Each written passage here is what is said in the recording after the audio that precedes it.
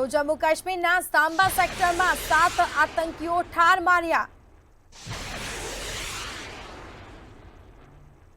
બીએસએફે સાંબા સેક્ટરમાં 7 આતંકવાદીઓને ઠાર માર્યા છે। સાંબા સેક્ટરમાં ઘૂસણખોરોના પ્રયાસ છે તે નિષ્ફળ સાબિત થયા છે।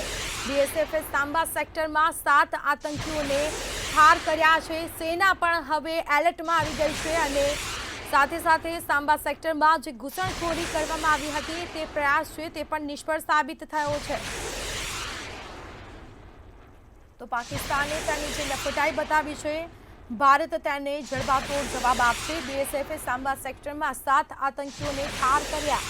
તો સાંબા સેક્ટરમાં ઘૂસણખોરીના જે પ્રયાસ છે તે નિષ્ફળ સાબિત થયા છે। બીએસએફે સાંબા સેક્ટરમાં 7 આતંકીઓને ઠાર કર્યા।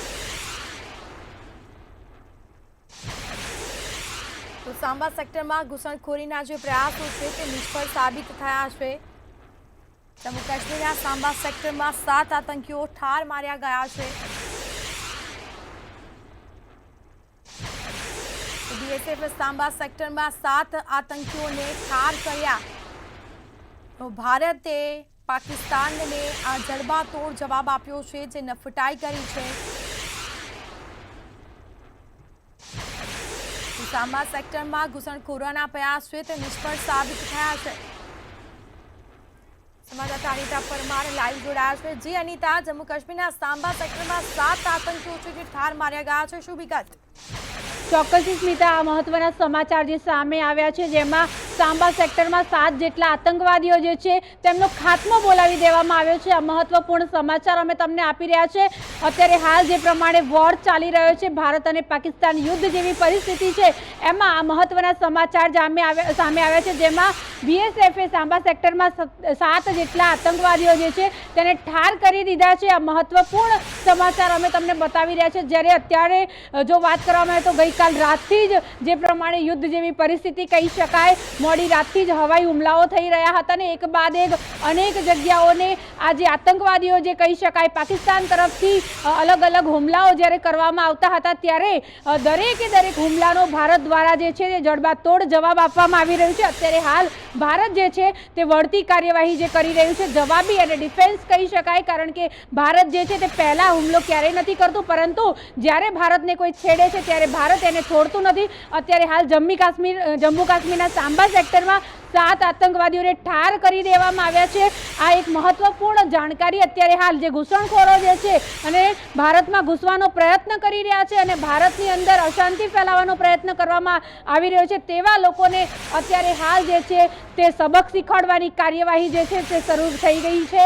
મોડી રાતથી જ આજે આખું ઓપરેશન ચાલુ રહી છે। તેની વાત કરવામાં આવે તો જે ઓપરેશન સિંદૂર છે તે હજુ સુધી પણ કન્ટિન્યુ છે અને જે પ્રમાણે પાકિસ્તાન દ્વારા એક બાદ એક હવાઈ હુમલા કરવામાં આવી રહ્યા છે, મિસાઇલ અટેક કરવામાં આવી રહ્યો છે, તો આ બધી જ વસ્તુનો જવાબ જે છે તે અત્યારે હાલ હિન્દુસ્તાન આપી રહ્યું છે। ત્યારે જો વાત કરવામાં આવે તો રક્ષા મંત્રાલય ખાતે અત્યારે હાલ પીએમ મોદી અને રક્ષામંત્રી જે છે તેઓની અત્યારે હાલ બેઠક જે છે તે શરૂ થઈ ગઈ છે અને પડની અપડેટ જે છે તે પીએમ નરેન્દ્ર મોદી મોડી રાતથી જ રાખી રહ્યા હતા। ત્યારે જો વાત કરવામાં આવે તો દરેક પરિસ્થિતિ ઉપર પીએમ નરેન્દ્ર મોદીની બાજ નજર જે છે તે અત્યારે હાલ છે। ત્યારે અત્યારે હાલ જે મીટિંગ શરૂ થઈ ગઈ છે, મીટિંગ વિશે જો વાત કરવામાં આવે તો ત્રણેય પાંખના સેના પ્રમુખો જે છે તેઓની હાજરીમાં અને રક્ષા મંત્રીની અધ્યક્ષતામાં અત્યારે હાલ આ મીટિંગ થઈ રહી છે। પીએમ નરેન્દ્ર મોદી જે છે તે તમામ પ્રક્રિયા જે થઈ રહી છે, અત્યાર સુધીની જેટલી પણ મોડી રાતથી લઈને અત્યાર સુધીમાં જેટલા પણ હુમલા થયા, આ તમામ હુમલાઓ પર તેમની બાજ નજર તો છે। ત્યારે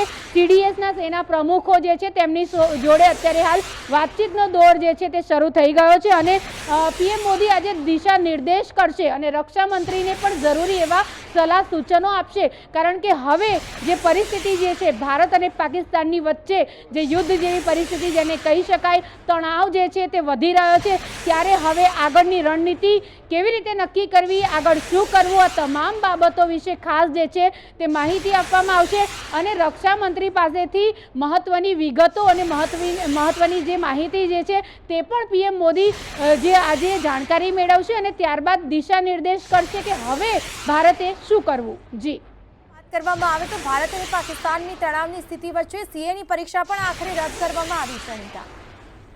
ચોક્કસથી સ્મિતા, જે પ્રમાણે અત્યારે હાલની પરિસ્થિતિ છે અને તંગ પરિસ્થિતિ આપણે કહી શકીએ, તેની વચ્ચે અત્યારે હાલ જ્યારે એરપોર્ટો બધા બંધ કરવામાં આવ્યા છે, રેલવે વિભાગમાં પણ અત્યારે હાલ સતર્કતા રાખવા માટે કહેવામાં આવ્યું છે, ત્યારે સીએની પરીક્ષા હોય કે જમ્મુ કાશ્મીરની જે યુનિવર્સિટીમાં જેટલી પણ જે પરીક્ષાઓ ચાલતી હતી, આ તમામ પરીક્ષાઓને પણ પહેલાં રદ કરી દેવામાં આવી હતી, ત્યારે અત્યારે હાલનો જે માહોલ જે છે ત્યારે દરેક વસ્તુ જે છે તેને રદ કરવાની કામગીરી જે છે તે શરૂ થઈ ગઈ છે, કારણ કે આ જે પરિસ્થિતિ છે, આ પરિસ્થિતિમાં સીએની પરીક્ષા તો અત્યારે હાલ ના જ લઈ શકાય અને જનતા માટે થઈને આ વિશેષ કહેવાય છે મહત્વના નિર્ણયો જે છે તે લેવામાં આવી રહ્યા છે. આજે સીએમ ભૂપેન્દ્ર પટેલ દ્વારા પણ જ્યારે મિટિંગનું આયોજન કરવામાં આવ્યું છે, મોડી રાતથી જ ગૃહમંત્રી હર્ષ સંઘવી જે છે તેઓ આ સમગ્ર ઘટના ઉપર નજર રાખી રહ્યા હતા અને સતત દરેક વસ્તુનું મોનિટરિંગ તેઓ જાતે કરી રહ્યા હતા, ત્યારે આજે જો વાત કરવામાં આવે તો મહત્વપૂર્ણ મિટિંગોનો જે દોર જે છે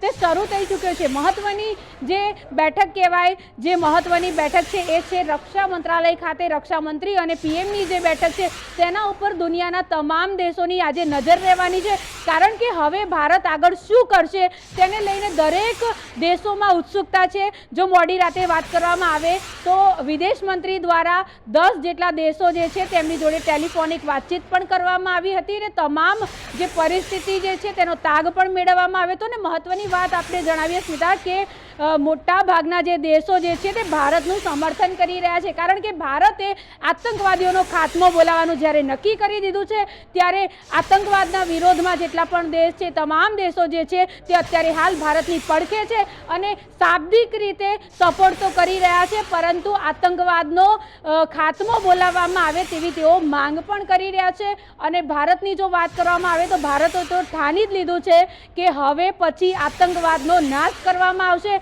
અને પાકિસ્તાનમાં જેટલા પણ આતંકવાદી અડ્ડાઓ છે તેનો સર્વનાશ કરીને જ હવે ભારત જપ લેશે. જી કુલથી અનિતા, જાણકારી આપવા બદલ આપનો આભાર. તો રાજનાથસિંહે પીએમ મોદીને સમગ્ર માહિતી આપી છે.